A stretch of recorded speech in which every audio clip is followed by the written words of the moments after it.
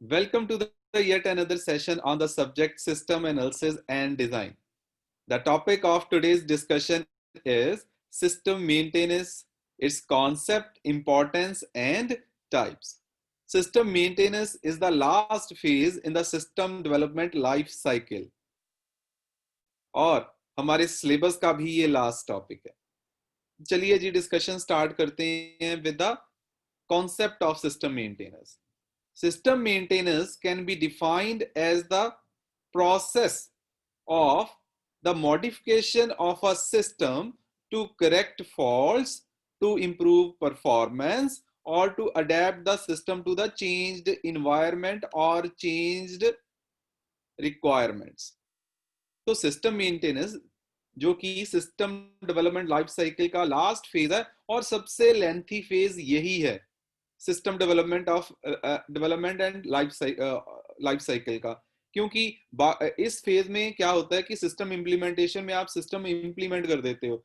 System implement करने के बाद ऑर्गेनाइजेशन जितनी देर के लिए उस सिस्टम को यूज करेगी उतनी देर तक ये फेज चलेगा.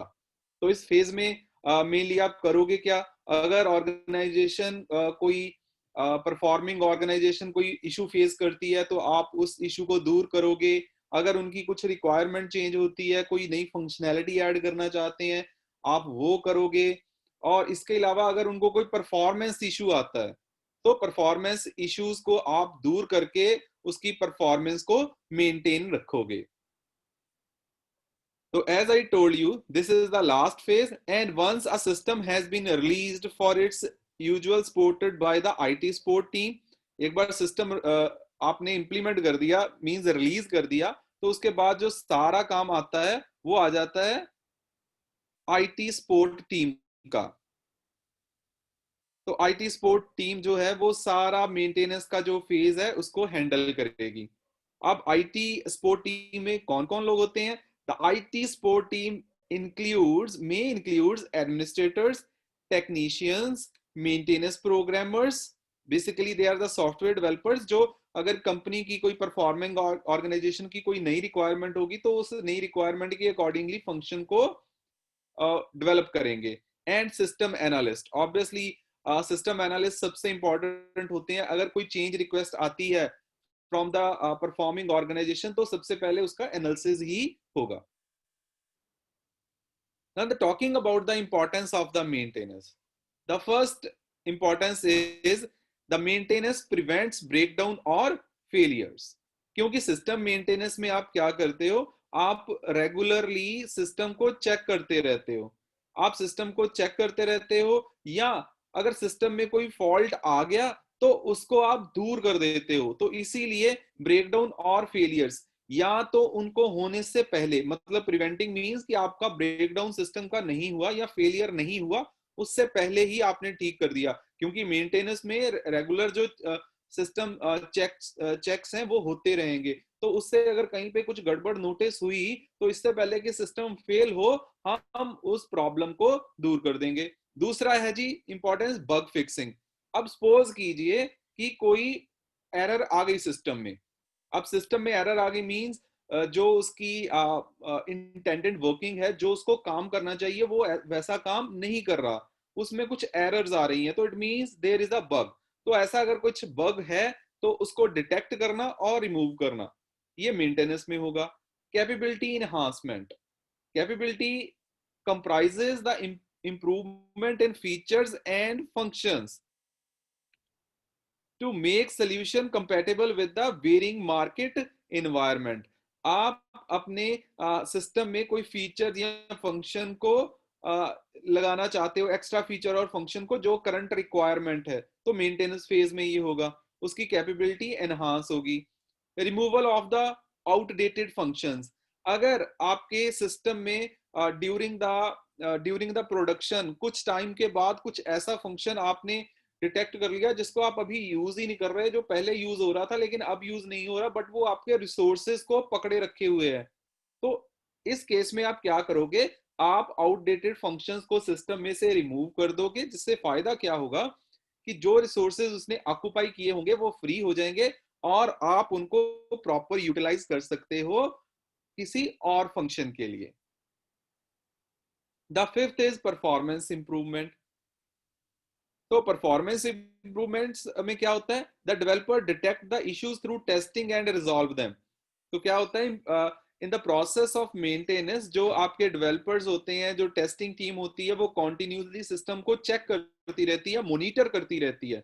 तो इस चेकिंग के दौरान या मॉनिटरिंग के इन बिटवीन अगर कुछ ऐसा इशू डिटेक्ट हो जाता है जो आपके सिस्टम की परफॉर्मेंस को स्लो कर रहा है, या ऐसा कोई इशू डिटेक्ट हो जाता है जिसके कारण फ्यूचर में आपके सिस्टम में प्रॉब्लम्स आ सकती हैं, कुछ वल्नरेबिलिटीज हैं आपके सिस्टम में जो एक्सप्लॉइट हो सकती हैं in future.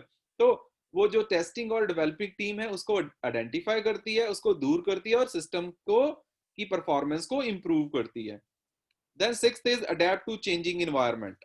Changing environment means कि अगर आपकी कोई नई रिक्वायरमेंट आ गई, आपको कोई नई चीज चाहिए अपने सिस्टम में, कोई आपका जो बिजनेस है उसमें कुछ नई अपग्रेडेशन आ गई, तो जिसके अकॉर्डिंगली आपने अपने सिस्टम को चेंज करना है, तो ये होगा मेंटेनेंस फेज में। अगर आप मेंटेनेंस की रिस्पॉन्सिबिलिटी किसी को नहीं दोगे या आप मेंटेनेंस सिस्टम को मेंटेन नहीं करोगे तो ये चीजें आप नहीं कर पाओगे।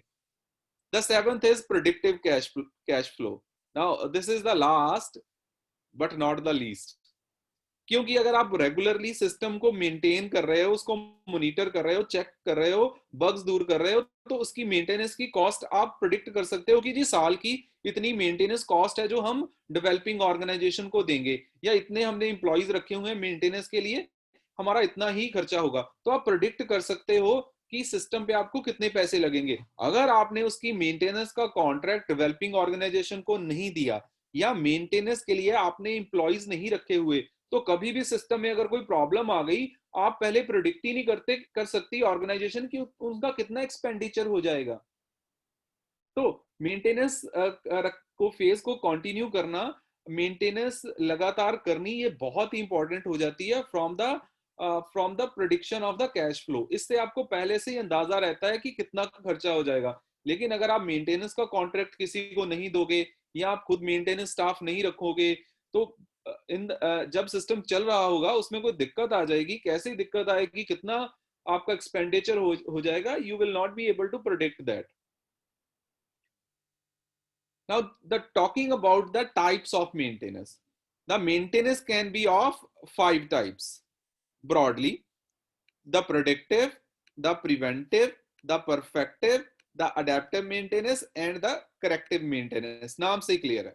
प्रिडिक्टिव मेंटेनेंस में हम क्या करेंगे, हम प्रिडिक्शन करेंगे कि कितने चांसेस हैं कि फ्यूचर में हमारे सिस्टम में कोई प्रॉब्लम आएगी। उसके लिए ऑब्वियसली हम डेटा एनालिसिस टूल यूज करेंगे, स्टैटिस्टिकल मैथमेटिकल फॉर्मूलाज यूज करेंगे, डेटा इनपुट करेंगे, फॉर्मूला में हम कैलकुलेट करेंगे कि कितनी फ्यूचर में कोई प्रॉब्लम आने के कितने चांसेस हैं। उन चांसेस के हिसाब से हम अपनी जो मेंटेनेंस है, जो प्रॉब्लम फिक्सिंग है, उसको शेड्यूल करेंगे। प्रिवेंटिव मेंटेनेंस में हम क्या करेंगे, हम कॉन्टिन्यूसली सिस्टम को मॉनिटर करते रहेंगे और जैसे ही कुछ मॉनिटरिंग में गड़बड़ आई, इससे पहले कि कोई प्रॉब्लम आए, हम उसको दूर कर देंगे। परफेक्टिव मेंटेनेंस में ये होता है कि आपको आपका सिस्टम अप एंड रनिंग है, उसको जो यूज कर रहे हैं उन्होंने बोला जी हाँ जी ये रिपोर्टिंग का मैकेनिज्म बहुत अच्छा है, लेकिन अगर ये एक और चीज मिल जाती तो अच्छा हो जाता। तो सजेशन के बेस पे सिस्टम में इंप्रूवमेंट करनी, that is called perfective maintenance. उसके बाद है अडेप्टिव मेंटेनेंस।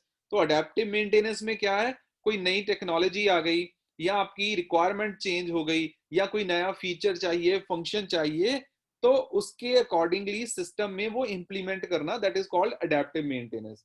और फिफ्थ है जी corrective maintenance. Corrective maintenance means आप कुछ नहीं कर रहे, आपके सिस्टम में बग आ गया, फॉल्ट आ गया, फॉल्ट आने के बाद आप उसको ठीक कर लोगे, that is called corrective maintenance. तो चलिए जल्दी से देखते हैं वन बाय वन सारी चीजें। The first one is predictive maintenance. तो predictive maintenance is based on monitoring and statistical measuring the condition of the system. तो आप लगातार मॉनिटर करते रहोगे, उससे जो डेटा आएगा मॉनिटरिंग से, उस डेटा को यूज करोगे आप, स्टैटिस्टिकली फॉर्मूलाज को यूज करोगे और प्रोडिक्ट करोगे कि फ्यूचर में आपके सिस्टम में कोई फेलियर आने के चांसेस हैं। तो इस फिलॉसफी में होता क्या है, scheduling maintenance activity only if and when condition warrants. तो होता क्या है, क्योंकि आप स्टैटिस्टिकल मेजरिंग यूज कर रहे हो, डेटा को आपने इनपुट किया एक फॉर्मूला में, उससे आपके पास कुछ वैल्यू आई, तो अगर वो वैल्यू जो है आपने डिसाइड किया है कि ये मतलब सपोज करो वैल्यू लेट्स से कि वैल्यू की रेंज है 1 to 100, तो आपने डिसाइड कर लिया अगर इस डेटा पे इस फॉर्मूला को लगाने के बाद वैल्यू 50 से ऊपर आती है तो हम क्या करेंगे, हम शेड्यूल मेंटेनेंस को शेड्यूल करेंगे और डेटा को वो सारे चेंजेस करेंगे जिससे कि ये डेटा ठीक हो जाए और फॉर्मूला में ये वैल्यू 50 से कम हो जाए।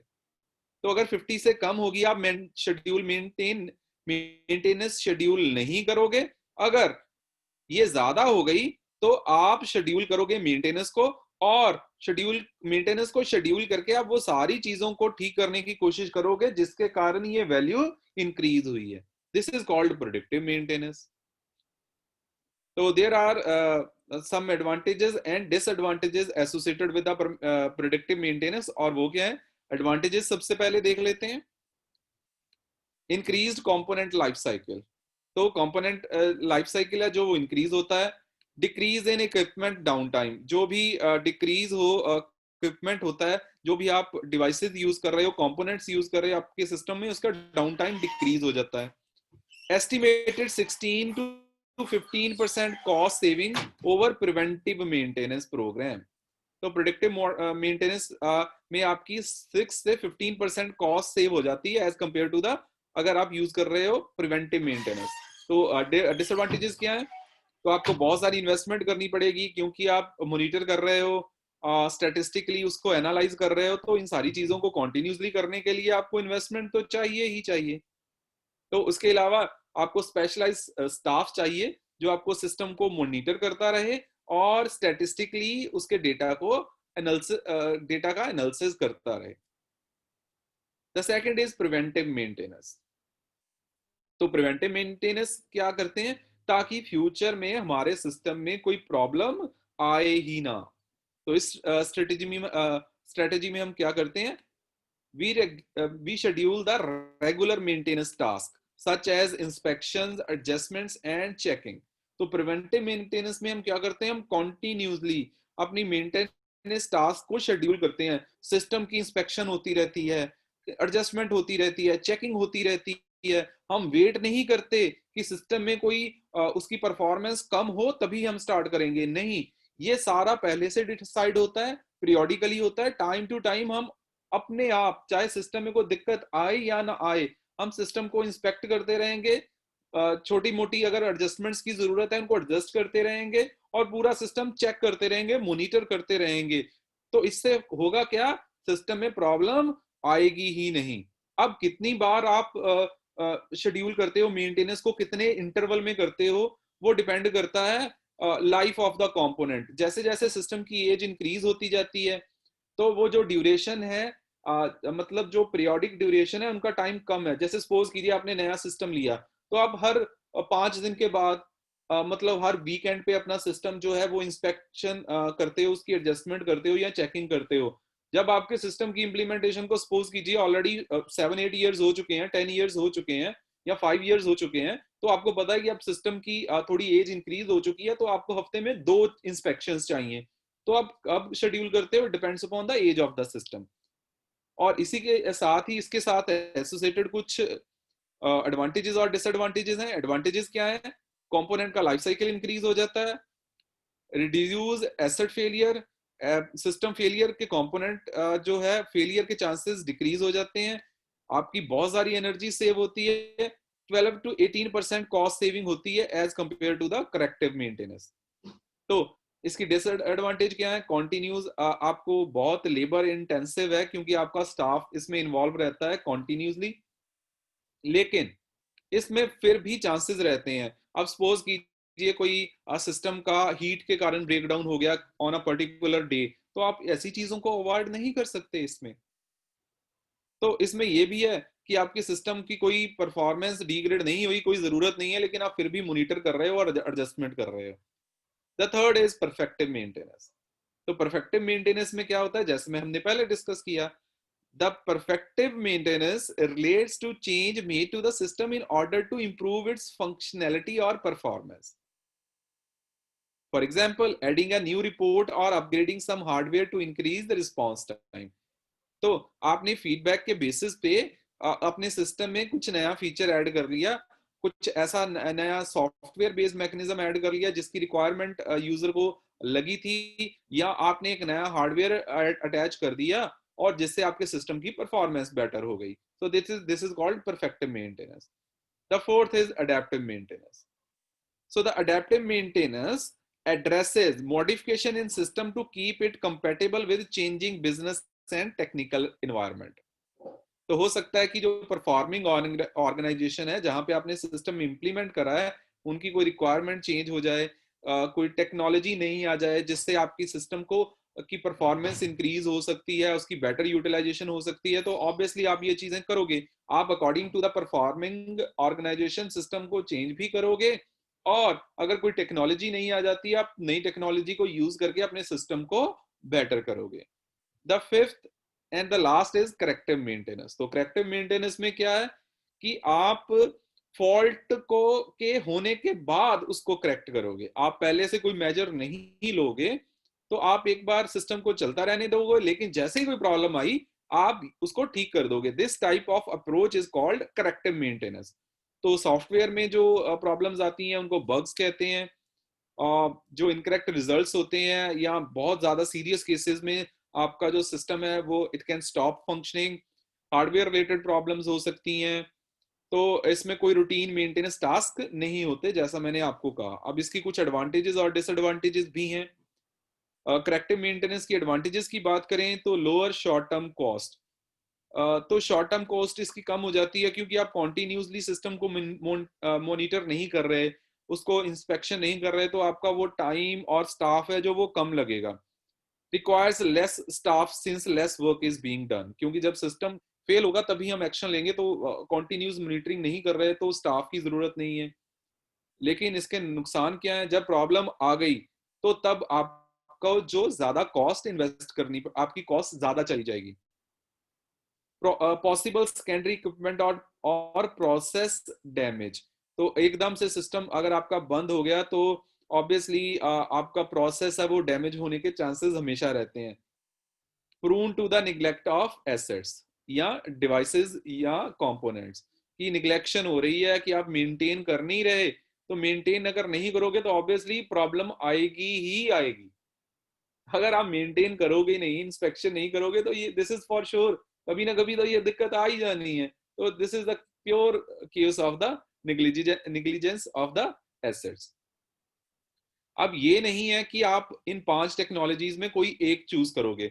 बहुत सारी ऑर्गेनाइजेशन है जो मिक्सचर चूज करती हैं. मिक्सचर चूज क्या करती हैं, अब सपोज करो वो 100% मेंटेनेंस का जो फेज है उसको आपने 100 की वेटेज दे दी, तो उसमें क्या करते हैं वो करेक्टिव मेंटेनेंस, प्रिवेंटिव मेंटेनेंस और प्रोडक्टिव मेंटेनेंस, इन सभी का मिक्सचर यूज करते हैं.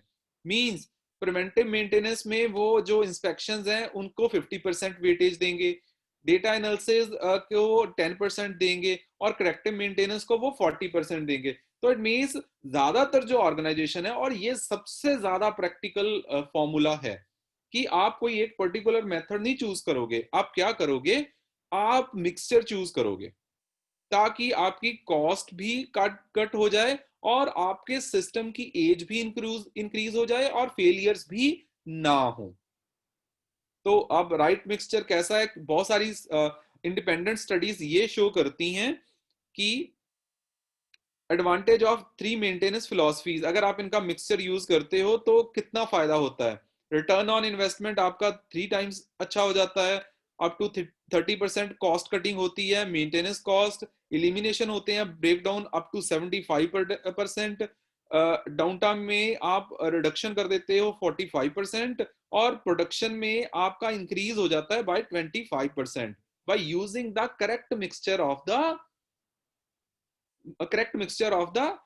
The types of maintenance. आप एक पर्टिकुलर टाइप नहीं यूज करोगे, आप मिक्सचर यूज करोगे. फॉर एग्जांपल यहाँ पे हमने, आप देख सकते हो ये जो ये जो स्मॉल डॉटेड लाइन है, it represent the repair cost. और ये थोड़ी जो दूसरी आप लाइन देख रहे हो, अगेन लाइन डॉटेड, जिसमें थोड़ी लाइंस हैं और लाइन डॉटेड लाइन है, उसमें आप क्या कर रहे हो, आप मेंटेनेंस कॉस्ट है। So this is the repair cost and this is the maintenance cost, and this part represents the corrective maintenance, और ये ब्लू पार्ट रिप्रेजेंट कर रहा है प्रिवेंटिव मेंटेनेंस, और ये ग्रीन पार्ट रिवील कर रहा है प्रिडिक्टिव मेंटेनेंस। तो आप ये देख सकते हो कि करेक्टिव मेंटेनेंस में रिपेयर कॉस्ट सबसे ज्यादा है लेकिन मेंटेनेंस कॉस्ट कम है। प्रिवेंटिव मेंटेनेंस में क्या है, यहाँ पे आके आपका एक अच्छा कॉम्बिनेशन बन जाता है जिसमें मेंटेनेंस कॉस्ट और रिपेयर कॉस्ट इक्वल हो जाती है। प्रिडिक्टिव मेंटेनेंस में क्या है, आपकी रिपेयर कॉस्ट जो है वो ज्यादा कम हो गई और मेंटेनेंस कॉस्ट ज्यादा हो गई।